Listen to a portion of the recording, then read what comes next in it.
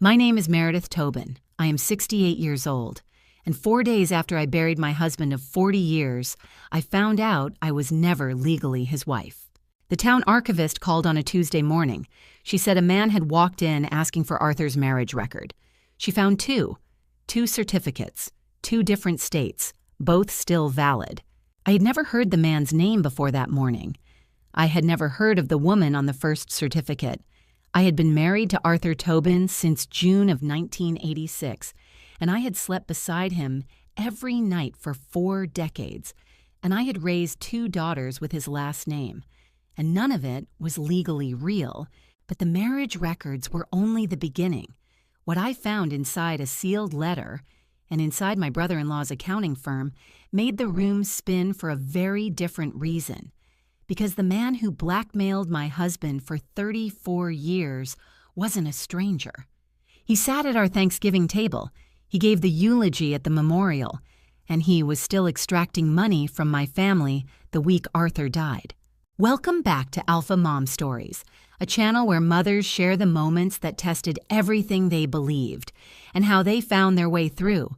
If this one stays with you, drop a comment and be sure to subscribe. Dorothy Yates called at 8:14 on a Tuesday morning.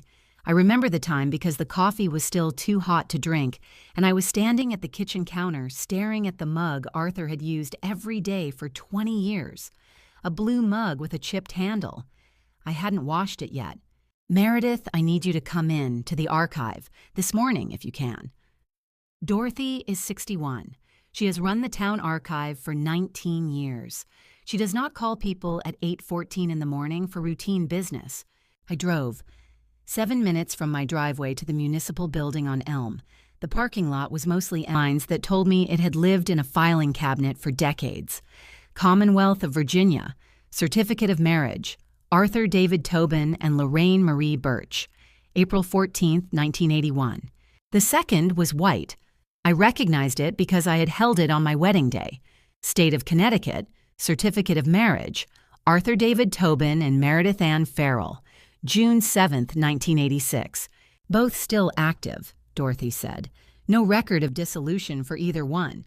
I picked up the Virginia certificate first, held it at arm's length the way I used to hold a book a student had returned with a torn cover, examining the damage before deciding what to do with it. Arthur was 25 in 1981. I did the math. He married Lorraine 5 years before he married me. My marriage was the second one. The law was simple. The first marriage holds. The second is void. I read my own marriage certificate like it belonged to someone else, because legally, it did. Dorothy sat across from me and folded her hands. She had the look she wore when delivering bad news at a town meeting. Steady eyes, measured breathing, no rush. A man came in yesterday afternoon, gave his name as Raymond Birch, 44 from Virginia. He asked for Arthur's marriage record specifically. Just one? He expected one. I pulled both. She described Raymond's reaction. He read the Virginia certificate quickly. He already knew it existed. When he saw the Connecticut one, he paused, and then he smiled. Not a happy smile, Dorothy said, a now I have what I need smile. Raymond left a business card on the counter before he walked out. Not his own, an attorney's card. Paul Kirkland, Esquire, Estate and Probate Litigation, office in Hartford. Dorothy had not called me immediately. That was deliberate. She spent Monday night cross-referencing, under Connecticut law, your marriage is... She searched for a softer word. Void, I said. The word is void, Dorothy. She flinched. I did not. 32 years as a school librarian teaches you how to process information before you react to it. A child returns a book missing 3 chapters. You don't cry. You note the damage, file the report, and order a replacement. That was what my brain was doing. Cataloging, cross-referencing, noting the damage. The emotions would come later. For now, I needed to understand what Raymond Birch wanted and why he had driven from Virginia to a small Connecticut town 4 days after my husband's memorial. I drove home, pulled into the driveway, and sat there with the engine running for 11 minutes. I know because the dashboard clock read 9:47 when I arrived and 9:58 when I turned the key. 40 years. June 7, 1986, a Saturday. 40 guests in the garden behind Arthur's parents' house. His hands shook during the vows. I thought it was nerves. Everyone did. Nora came in 1989, 8 pounds, 4 ounces. Arthur held her in the hospital corridor and wept. Claire followed in 1992, smaller, louder, already making her opinions known at 6 hours old. Arthur coached Little League from 1997 to 2006. He sat on the town finance committee for 12 years. He did tax returns until 10 o'clock on April nights, his reading glasses sliding down his nose, a pencil behind his ear even though he used software. He was quiet, steady. He never came home late without calling. He never raised his voice at the girls. He mowed the lawn on Saturdays and read the paper on Sundays and died in his armchair on a Wednesday evening watching the 6 o'clock news. And Nellers, his name and mine on the deed, except my name might not hold. If I was never his legal spouse, my claim to the property was a question, not an answer.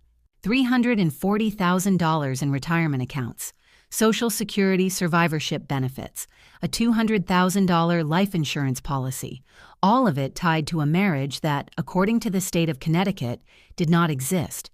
6,000 dinners, 2 daughters, 1 mortgage, 40 years, and I was a footnote in somebody else's marriage. I replayed the memorial in my head. Saturday, 3 days ago, 200 people in the church fellowship hall, folding chairs, coffee urns, the photograph of Arthur on an easel by the door, the one from his 60th birthday, holding a fishing rod, squinting into the sun. Glenn gave the eulogy. Arthur's older brother, 73, silver hair combed back, navy suit. He stood at the podium for 9 minutes and called Arthur the most reliable man I ever knew. That phrase sat differently now. Reliable to whom? Reliable because he never talked? Reliable because Glenn made sure of it? I remembered Glenn's eyes during the eulogy. His wife Barbara cried. Glenn's eyes were dry. At the time, I thought he was holding it together for the family. Now I wondered if dry eyes were just what a man looked like when the person who owed him money was finally gone. I kept replaying. Who else was there? Martin Weeks. I recognize the name now. 63. Gray beard, wire-rimmed glasses. He signed the guest book and shook my hand and said, Arthur was a good man. I had assumed he was a Rotary friend, an old client, but Martin Weeks was an estate and trust attorney. His firm was listed on the card he left with the guest book. I hadn't looked at it closely. Why doesn't make sense? You check the records. I wrote 3 columns. Names, relationships, questions. Glenn was at the top of all 3. Wednesday evening. The doorbell rang at 6:15. Glenn stood on the porch with a casserole dish covered in foil, Barbara's chicken divan. He held it in both hands like an offering. How are you holding up? He said. I'm fine, Glenn, thank you. He came inside, set the casserole on the kitchen counter, looked around the living room the way a man checks a property he's expecting to inherit. Anything I can help with? Paperwork, the firm, Arthur's accounts? Just say the word. I hadn't told anyone about the certificates. Not yet. I watched Glenn's eyes the way I used to watch a 6th grader who claimed he'd returned a book I knew he hadn't. Anyone been by? Glenn said. Any calls? Sometimes after a death, people come out of the woodwork. That question. Too specific. People come out of the woodwork. Just Dorothy from the archive, I said. Routine records question. Glenn's jaw tightened. The movement was small, a 1/4 inch, maybe less.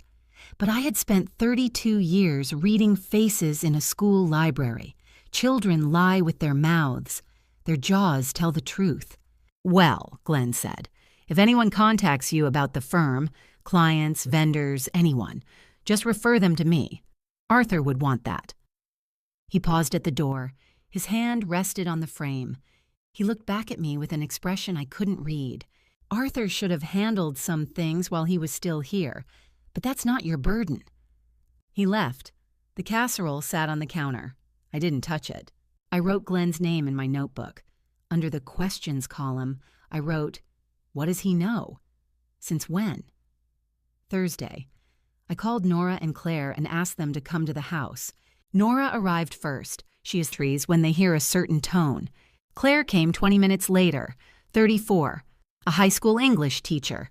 She brought flowers from the farmer's market because Claire brings something to every gathering, even when the gathering is a crisis. I sat them at the dining table. I placed both marriage certificates in front of them. The yellowed Virginia certificate on the left, the white Connecticut certificate on the right. Your father was married before me, I said, in 1981, to a woman named Lorraine Birch. He never divorced her. Our marriage is legally void. Claire covered her mouth with both hands. Nora picked up the Virginia certificate and read every line. If the first marriage was 1981 and they separated by 1984, Nora said, Dad could have divorced her any time in those 2 years before he married you.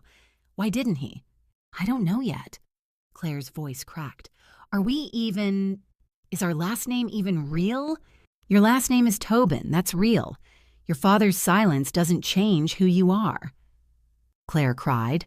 Nora did not. Nora was already 3 steps ahead, processing the implications the way she processed a set of labs that didn't match. What does Uncle Glenn know about this? Nora asked. That, I said, is what I'm going to find out. I want to pause here. If you've ever discovered a family secret that rewrote your entire history, a lie older than your own children, you know what that Thursday felt like. Leave a comment, and if you haven't subscribed, now's a good time, because what happened next changed everything. Friday morning, a certified letter arrived. The return address was a law office in Hartford. I signed for it at the door and carried it to the kitchen table. The envelope was addressed to Meredith Farrell, my maiden name. Not Tobin, 40 years erased in 1 line of ink. Paul Kirkland was 3 pages, single-spaced, formal. The kind of document that uses words like hereby and pursuant and means every one of them. Raymond was contesting the estate. The claim listed everything. The house on Birch Lane, assessed at $520,000. Retirement accounts totaling $340,000. Life insurance policy, $200,000. Social Security survivorship benefits. Potential total, $1.1 million.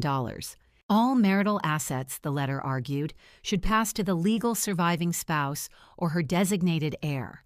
I called a local attorney that afternoon, a woman named Janet Pryor, recommended by a friend from the library board.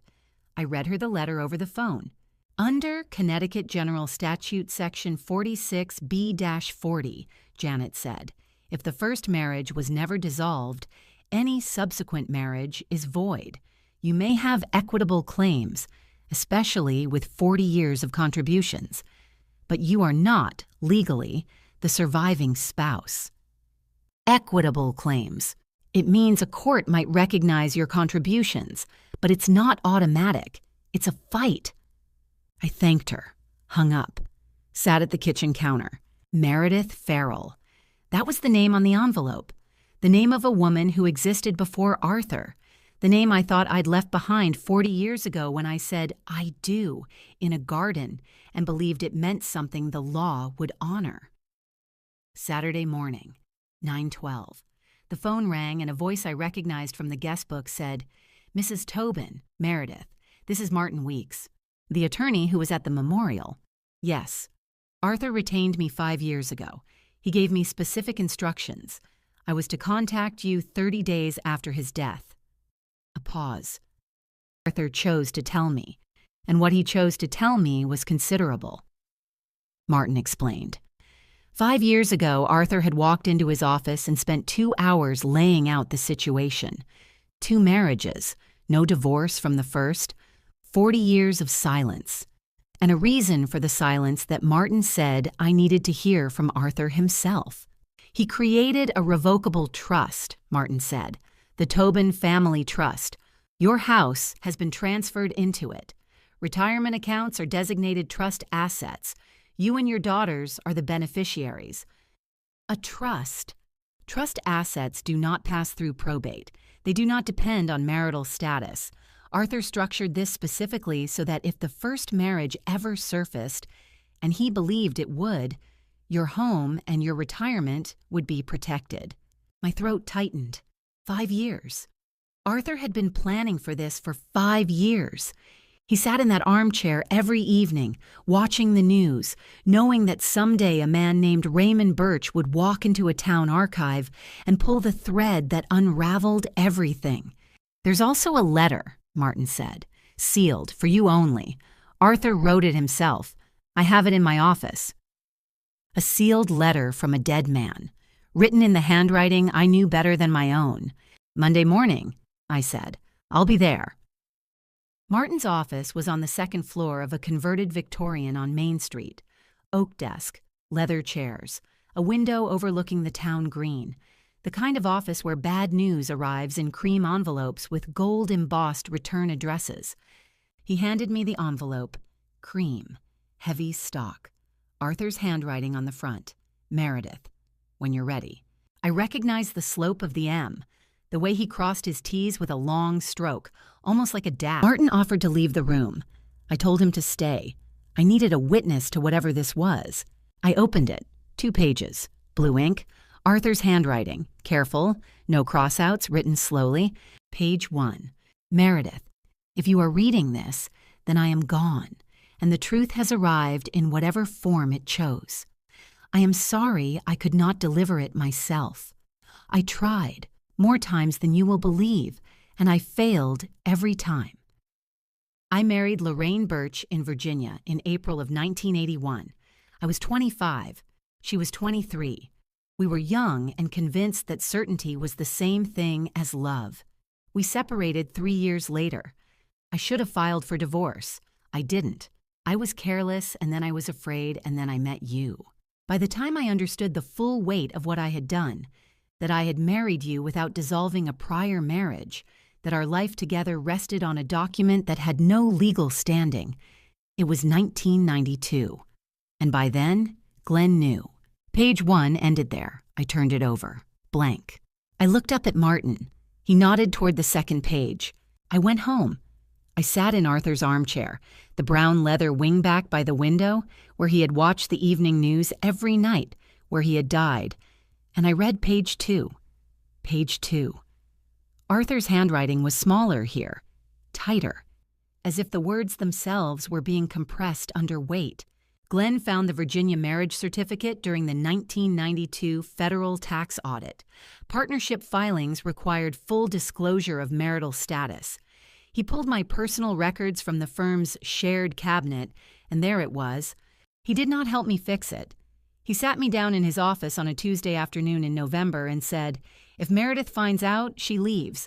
If the state bar finds out, you lose your CPA license." Glenn would take 70% of the firm's profits. I would take 30. I would pay him $15,000 per year as a consulting fee to a company he would create. I would sign the building lease in my name alone. Glenn would carry no liability. I asked him what would happen if I refused. He said he would call you that evening. I couldn't divorce Lorraine. Filing the paperwork would make the bigamy public record. I couldn't tell you. I would lose you and Nora. Claire wasn't born yet. And everything we had built. I couldn't leave the firm. Glenn would tell everyone. So I stayed. I stayed for 34 years. I watched him take 70 cents of every dollar we earned together, and I wrote him a check every quarter, and I said nothing. I estimate Glenn took more than $1 million that should have been ours. I am sorry.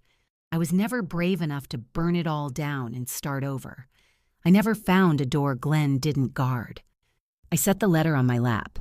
The armchair smelled like Arthur, coffee and wool and the cedar chips he kept in the closet. The TV was off. The house was quiet.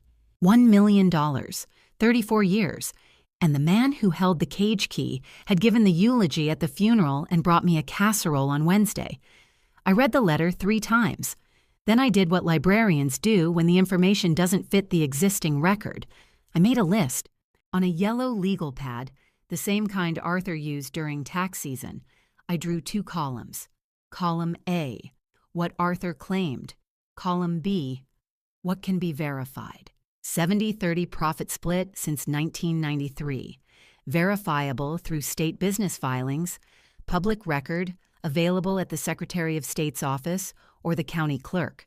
$15,000 per year in consulting fees, verifiable through Arthur's personal tax returns, which Martin held as trustee. Building lease in Arthur's name only, verifiable at the county recorder's office. A shell company called G. Tobin Consulting, LLC, verifiable through corporate filings. Every claim in Arthur's letter could be checked against paper that already existed in public archives, the kind of paper I had spent 32 years teaching children how to find. A library is just a building full of answers nobody has asked the right question about yet. I had said that to my students so many times it was printed on the bookmark we gave out at the end of each school year.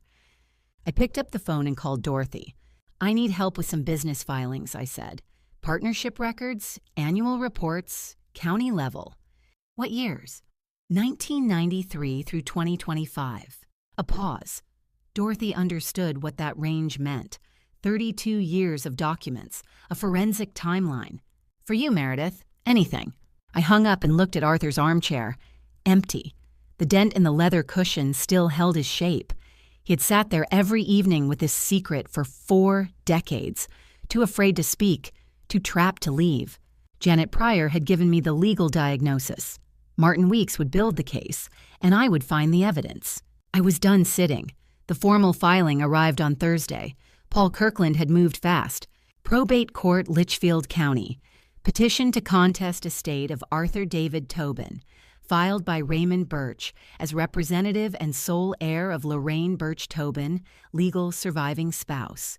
The petition requested an immediate injunction on all estate assets pending resolution. If the judge granted it, everything froze. I couldn't sell the house, couldn't access the retirement accounts, couldn't collect on the life insurance. Every dollar Arthur left behind would sit in legal limbo, while the Tobin Family Trust was created 5 years ago, properly funded, properly documented. Trust law does not care about marital status. Trust law cares about the grantor's intent, and Arthur's intent was unambiguous. Paul Kirkland countered within 48 hours. His motion alleged that the trust was a deliberate instrument of fraud designed to circumvent the legitimate inheritance rights of the legal surviving spouse. Martin read me the filing over the phone. Fraud is a heavy word.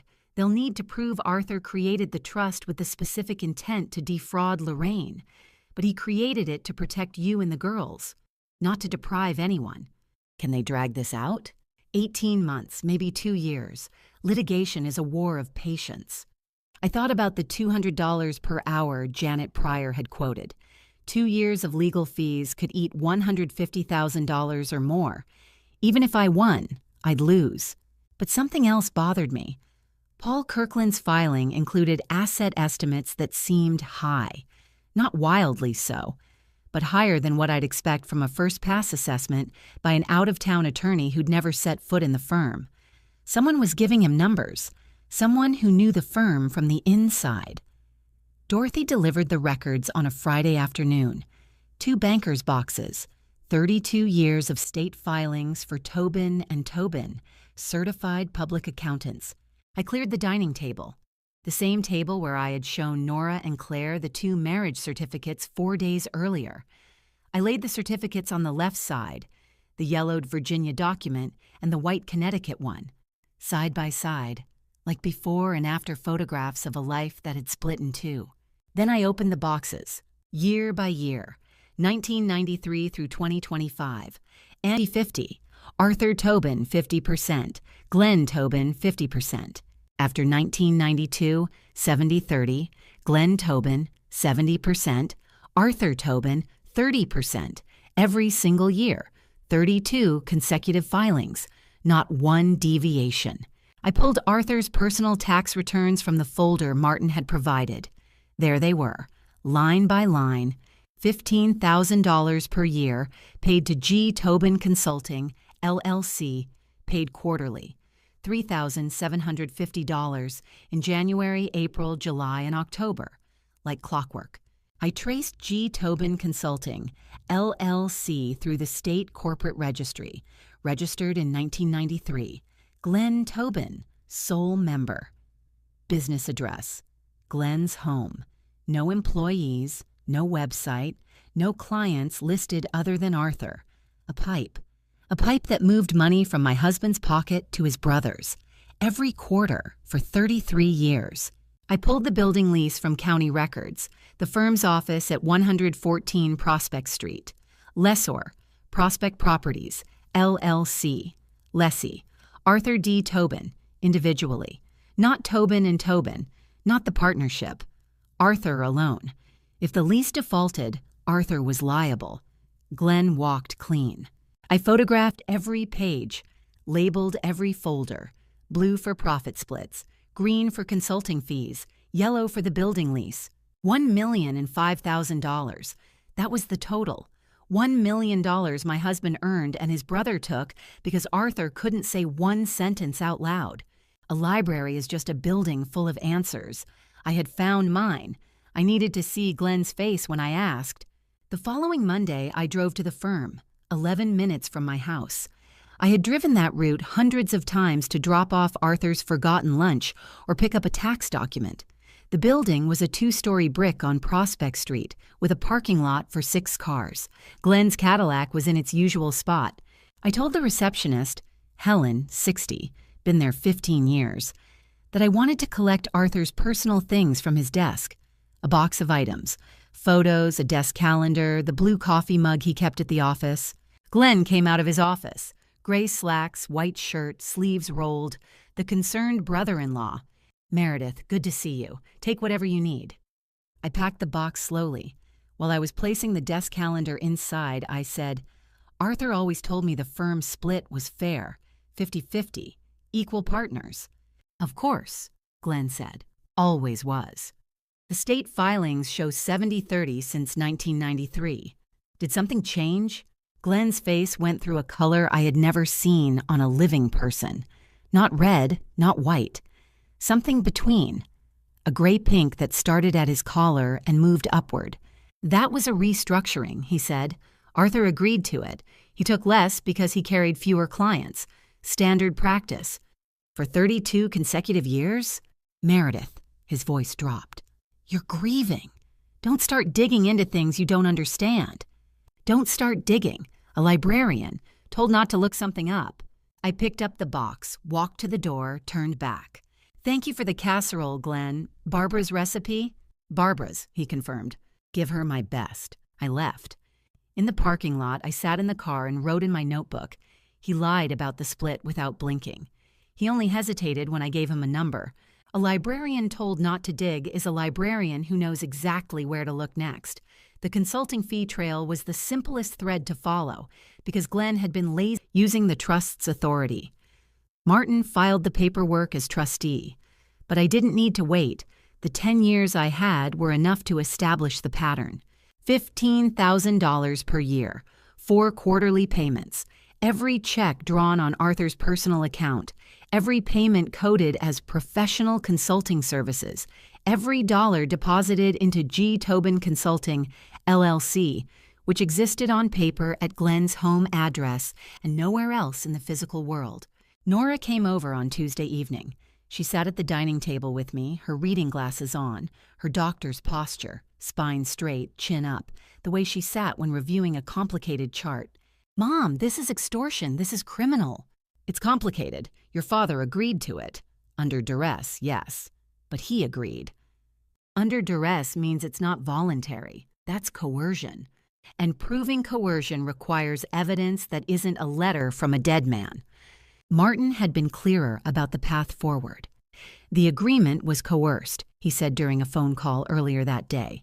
That makes it voidable.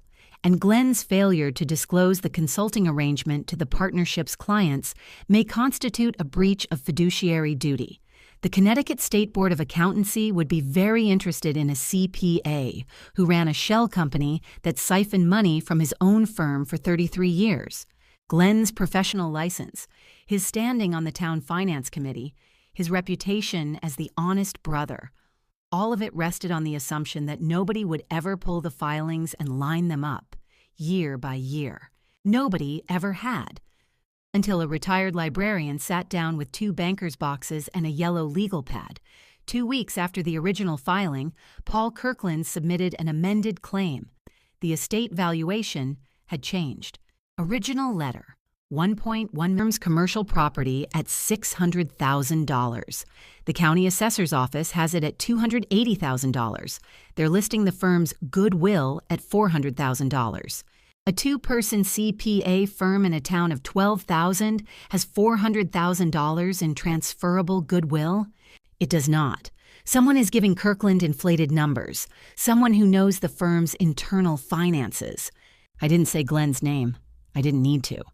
Martin said it for me. The question is, why would Glenn Tobin help the opposing party inflate a claim against his own sister-in-law? The answer was arithmetic. If Raymond's estate contest succeeded and forced a liquidation of assets, the firm's building and client list would go to auction. Glenn, the surviving partner, the one whose name was on nothing, could buy those assets at a discounted price through a third party, re-establish the practice under a new name, keep his income stream, keep his clients. Glenn wasn't helping Raymond out of generosity. Glenn was positioning himself to buy the wreckage. Can we prove it? I asked. Not yet. We'd need a direct connection between Glenn and Kirkland's office, a meeting, a phone call, something documented. I thought of Glenn's desk at the office, the one I'd stood next to while packing Arthur's box, the papers, the folders, the scattered receipts. A receipt. I hadn't been looking for one at the time, but now I was. Martin, I said, I need to go back to the firm. One more time. There's something I missed. I returned to the firm on Thursday, told Helen I'd forgotten a framed photograph in Arthur's bottom drawer. She waved me back. Arthur's office was untouched, dust on the desk, the empty mug ring where his blue cup had been. I opened the bottom drawer, took out a frame I had planted there 2 days earlier, a photo of Nora's medical school graduation, and tucked papers stacked unevenly, 2 coffee cups, folders half open. A man under pressure stops organizing. I glanced at his desk for 3 seconds. There it was, a credit card receipt from Vinny's Bistro downtown. The date was printed at the top, last Tuesday. 2 entrees, 1 appetizer, 2 glasses of wine. Total $147.62. On the customer copy, in Glenn's handwriting, a note, PK, Estate, MTG. PK Paul Kirkland. I took my phone out. 1 photograph. Receipt centered in the frame. I put the phone back in my pocket and walked out. Found it, I said to Helen, holding up the picture frame. Oh, that's a lovely one of Nora. It is. In the car, I enlarged the photograph on my phone. The date was clear. The handwriting was Glenn's. I had seen his handwriting on partnership documents for 40 years, and the note confirmed, PK Estate Meeting. Glenn had dinner with Raymond's attorney, 2 days before the amended filing with inflated numbers. The 2 marriage certificates were in my bag. I laid them on the passenger seat next to the phone showing the receipt, the yellowed Virginia certificate, the white Connecticut one, and now a $147 dinner receipt that connected my brother-in-law to the man trying to take my house. Glenn wasn't watching from the sidelines. He was playing the game. If you've ever been betrayed by someone who smiled at your dinner table, you know what I was feeling. Stay with me. What happened at the town meeting is coming. Dorothy called me that evening. The town finance committee meets next Thursday, she said. Glenn is presenting the annual financial report for the firm. He does it every year. Reviews the municipal accounts his firm handles, 3 of them. I know the meeting. Arthur used to attend. Meredith, this is a public meeting. A public meeting and exercising your right to participate in the public comment period. The committee oversees municipal funds. Glenn handles municipal funds.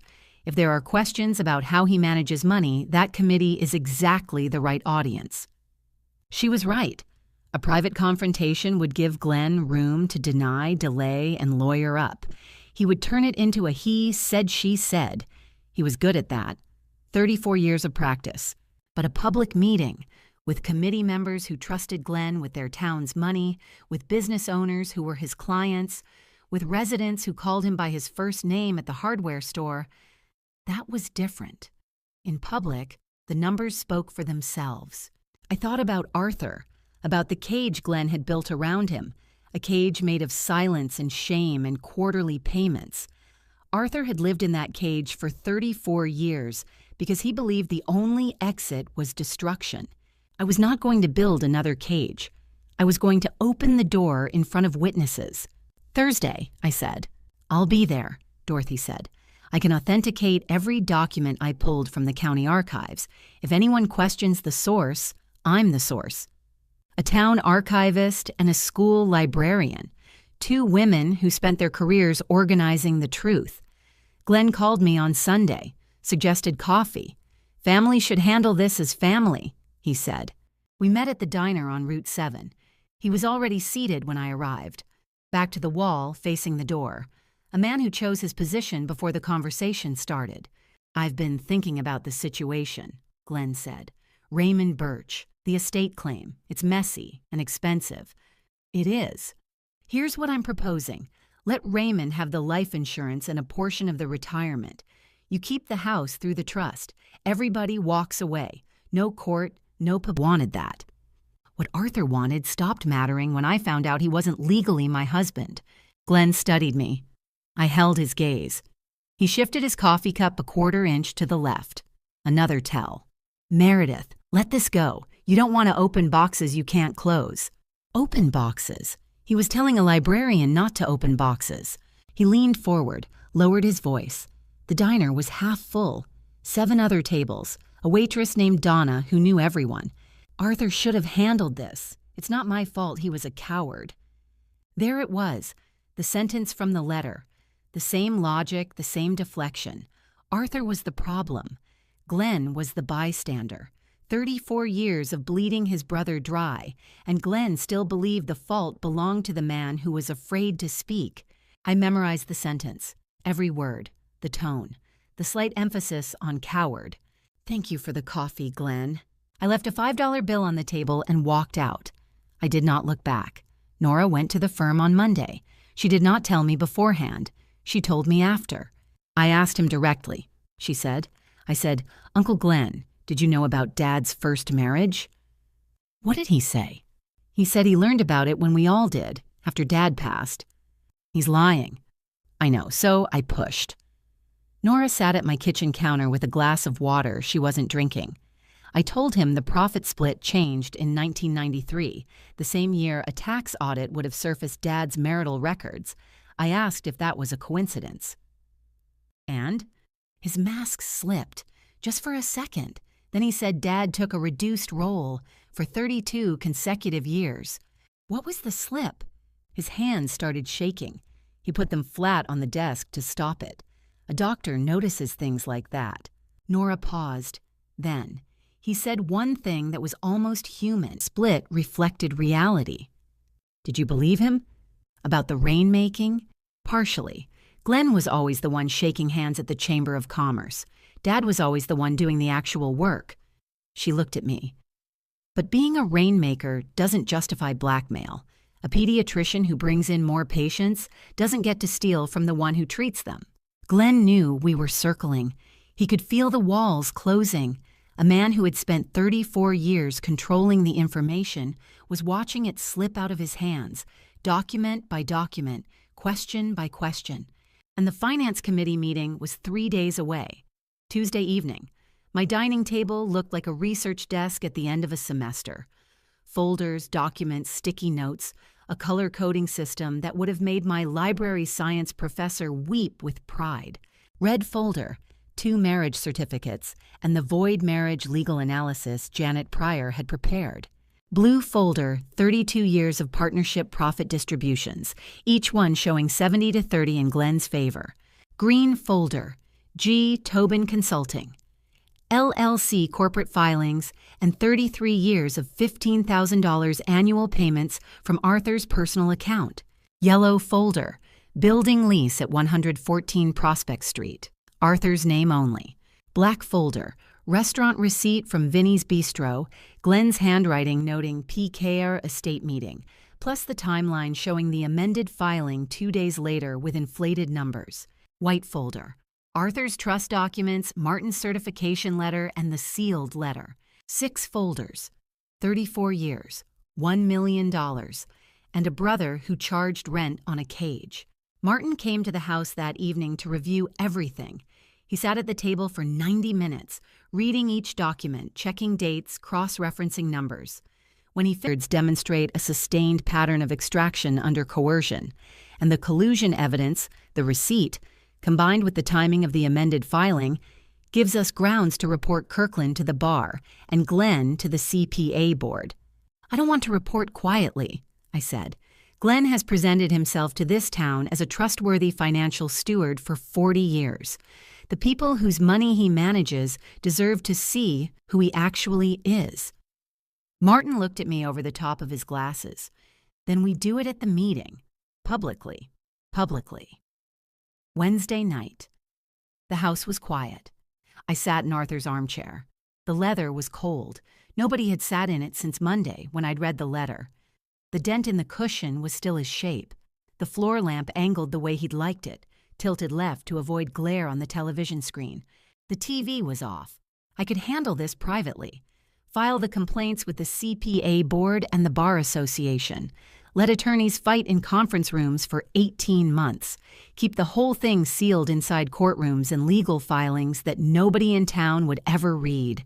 Or I could attend a public meeting where Glenn Tobin would stand behind a podium and tell a room full of people that he was a reliable financial steward. And I could correct the record. Claire called at 9. "Mom, are you sure about tomorrow? Once you do this, everyone in town will know about Dad. Everyone in town already trusts Glenn with their money. They deserve to know what he did with ours." "What about Dad's reputation?" "Your father's reputation is already complicated, sweetheart. The question is whether Glenn stays clean." Silence on the line. Then Claire, "I'll be there. Front row." "Nora too?" "She texted me an hour ago. She said I took the day off." I set the phone down on the armrest, looked at the empty chair across from me, the one Claire used to sit in when she'd read aloud from it. Silent, trapped, waiting for a door that never opened. I was done waiting. Thursday morning. I woke at 5:30, made coffee, ironed the gray wool blazer that hung in the back of my closet, the one Arthur used to compliment. "You look like a senator," he'd say, which was his way of saying I looked like someone who belonged in a room where decisions were made. Martin arrived at 10 with his briefcase.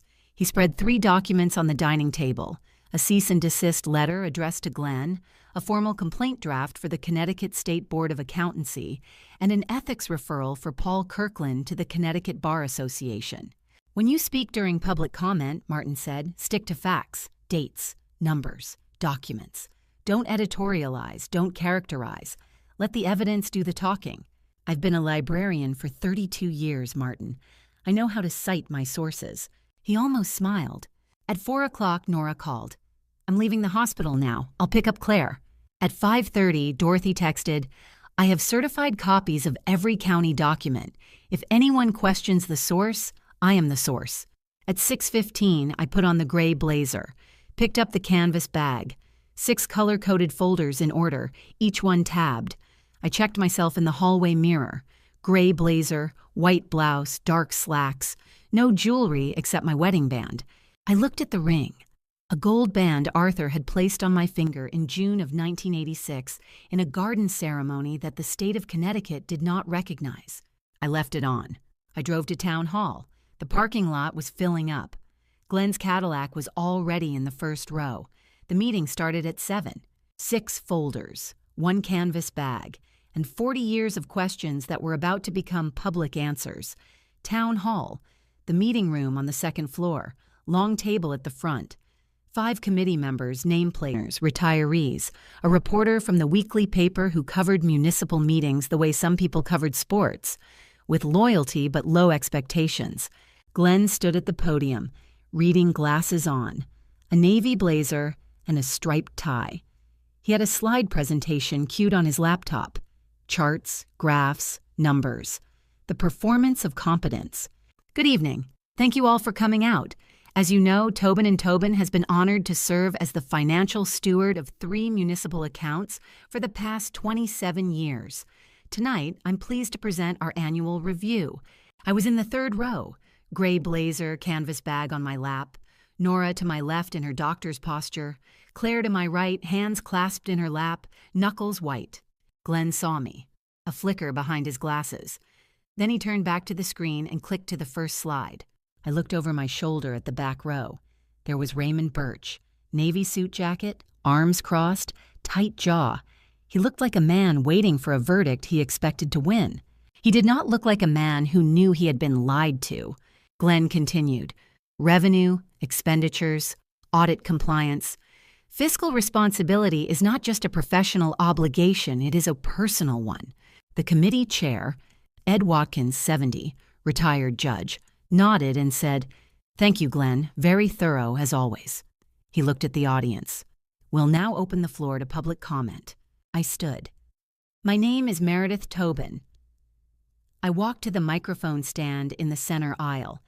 My husband Arthur was Glenn's business partner for 41 years. He passed away 4 weeks ago. Ed Watkins nodded. "We were sorry to hear about Arthur. Go ahead, Meredith." 3 weeks ago, I learned that my 40-year marriage to Arthur was legally void. The room shifted. Chairs creaked. A woman in the solved. Under Connecticut law, my marriage to Arthur has no legal standing. I held up both certificates, the yellowed Virginia document in my left hand, the white Connecticut one in my right, side by side. The room could see the difference in color, in age. I also learned that Arthur, 5 years before his death, created a revocable trust to protect our home and our daughter's inheritance. He created it because he knew this day would come. I held up the sealed letter, cream envelope, Arthur's handwriting. My husband left me this letter to be delivered after his death. In it, he explained why he never told me about the first marriage and why he couldn't. I read one line aloud. Arthur's handwriting, Arthur's words, Arthur's voice from beyond a grave that was still fresh. I never found a door Glenn didn't guard. The room went still. Glenn's hands were on the podium. His knuckles were white. His mouth was a straight line. Martin Weeks stood from his seat in the second row. "My name is Martin Weeks. I am the trustee of the Tobin Family Trust. I can confirm the trust's validity and my role in its creation 5 years ago at Arthur Tobin's explicit instruction." Ed Watkins leaned forward. "Glenn, do you have a response?" Glenn opened his mouth. I did not give him the chance. "In 1992, I said, a federal tax audit required full disclosure of Arthur's marital status. Glenn discovered the Virginia marriage. Rather than help his brother resolve it, Glenn used it as leverage." I opened the blue folder, held up the first page. Starting in 1993, the partnership profit distribution changed from 50-50 to 70-30, in Glenn's favor. I held up the next page, and the next, year by year. Here are the state filings in the green folder. Glenn also created G. Tobin Consulting, LLC, a company with no employees, no office, and no clients other than Arthur. My husband paid $15,000 per year to this company for 33 years. That is $495,000. I set both folders on the table in front of the committee. Combined with the excess profit share, Glenn Tobin extracted approximately $1 million from his own brother over 34 years. "This is a family matter." Glenn's voice came from behind me. He had stepped out from behind the podium. "This has no place in a public—" "You just presented this firm's financial reports to a public committee," I said. I did not turn around. "The firm's integrity is a public matter. Arthur agreed to every one of those terms." Now I turned. Glenn's face was flushed. His tie was decision. "You held a secret over your brother's head for 34 years, and you charged him for your silence." My voice was level. My hands were still. "You didn't protect your brother. You farmed him. For 34 years, you kept him in a cage he couldn't escape, and you charged him rent." The room was silent. Glenn's mouth opened. Nothing came out. I opened the black folder. "Last Tuesday," I said, "Glenn had dinner at Vinnie's Bistro with Paul Kirkland, the attorney representing Raymond Birch in an estate contest against me and my daughters." I held up the receipt. Glenn's handwriting. 2 meals, a note in Glenn's hand, PK, estate meeting. 2 days later, Mr. Kirkland filed an amended claim valuing this firm's assets at over $2 million. I looked at Ed Watkins. The county assessor values the firm's commercial property at $280,000. Two-person CPA firm. Ed Watkins removed his glasses. He looked at Glenn the way a retired judge looks at a defendant who has just contradicted his own testimony. I turned to the back row. Raymond Birch was standing. His arms were no longer crossed. They hung at his sides. "Mr. Birch," I said, "did you know that the person inflating your claim, the person who told your attorney this estate was worth twice its actual value, was the same man who bled my husband dry for 34 years? Raymond's mouth opened, closed, opened again. He looked at Glenn, then back at me. The verdict he'd expected to win was dissolving in real time. Glenn stepped forward. I was trying to help both sides reach a fair. "Mr. Tobin." Ed Watkins tapped the table once, not a gavel, a finger, but it carried the same weight. "I think we've heard enough. Please sit down." Martin Weeks stood again. "I have a formal complaint prepared for the Connecticut State Board of Accountancy and an ethics referral for Mr. Kirkland to the State Bar Association. Both will be filed tomorrow morning." Glenn sat. His hands were flat on the table in front of him, palms down, not moving. The meeting adjourned at 8:17. Ed Watkins announced that the committee would conduct a formal review of all accounts managed by Tobin and Tobin during the relevant period. Glenn left through the side door. He did not speak to anyone. Barbara was not there. In the lobby, Raymond Birch approached me. He walked slowly, like a man crossing a floor he wasn't sure was solid. "He told me your estate was worth $2 million, Raymond said. He said he was looking out for my mother's interests." Glenn looks out for Glenn's interests. Raymond stood there. His hands were in his jacket pockets. He was 44, and up close he looked like a man who had been angry for so long. Remarried. She just waited. I let the words sit. They deserved that. "Your mother deserved better," I said. "So did I. Arthur failed us both. But Glenn made sure we'd never find out in time to fix it." Raymond looked at the floor, tile gray, scuffed from decades of public meetings. "I'll talk to my attorney about the amended filing. The numbers were wrong." He left. No handshake, no apology. But the inflated claim, the one Glenn had engineered to serve his own interests, would be withdrawn. And without those numbers, Raymond's case was a $1.1 million contest against a properly funded trust. Weak, likely to fail. 72 hours. That was how long it took for the consequences to arrive. The Connecticut State Board of Accountancy opened a formal investigation into Glenn Tobin on Friday morning. His CPA license was suspended pending review. He could not sign tax returns, audit statements, or represent clients until the investigation concluded. By Monday, 3 municipal accounts had pulled their business from Tobin and Tobin. The town administrator called Martin to ask about transition procedures. 12 years of trust dissolved in a long weekend. Paul Kirkland received the ethics referral Tuesday. He withdrew as Raymond's counsel before the week was out. No attorney wants a bar complaint on his record over inflated numbers he should have verified. Raymond, through a new attorney, withdrew the amended estate claim. The original claim remained, $1.1 million against the trust. But without Glenn's fabricated valuations and without Kirkland's aggressive strategy, the case was thin. Martin expected dismissal within 6 months. The trust held. The house was mine. The retirement accounts were protected. The life insurance payout would be contested, but the original... I watched it ring 4 times and go to voicemail. He did not leave a message. Nora texted that night, "You okay?" I replied, "I'm accounting." She understood. The firm dissolved within 30 days. No clients, no partner. The building lease, the one Glenn had made Arthur sign alone, was now a trust asset. Martin transferred it into the trust's name.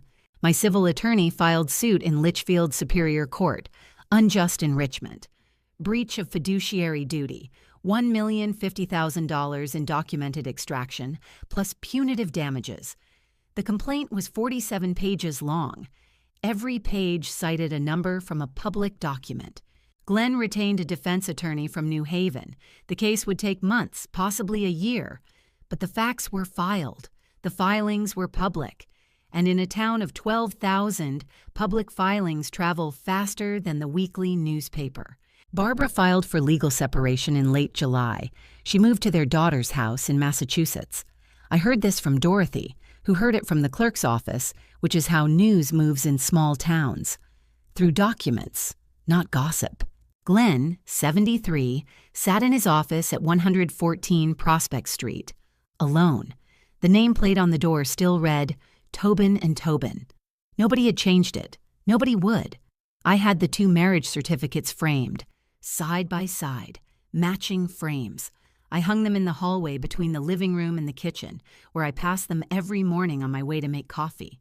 Nora asked why. Because both are real, I said. Lorraine's marriage was real. Mine was real. The law says one thing. 40 years says another.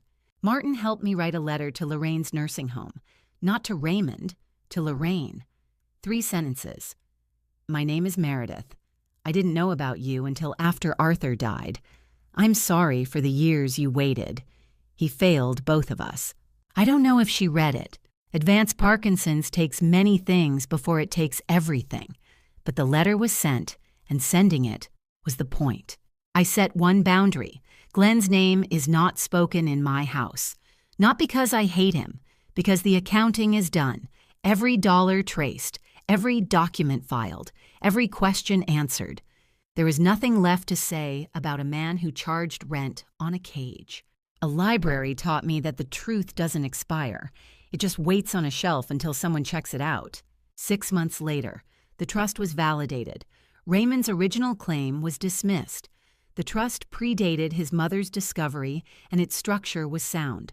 Lorraine's nursing home costs were addressed through a separate arrangement I offered voluntarily.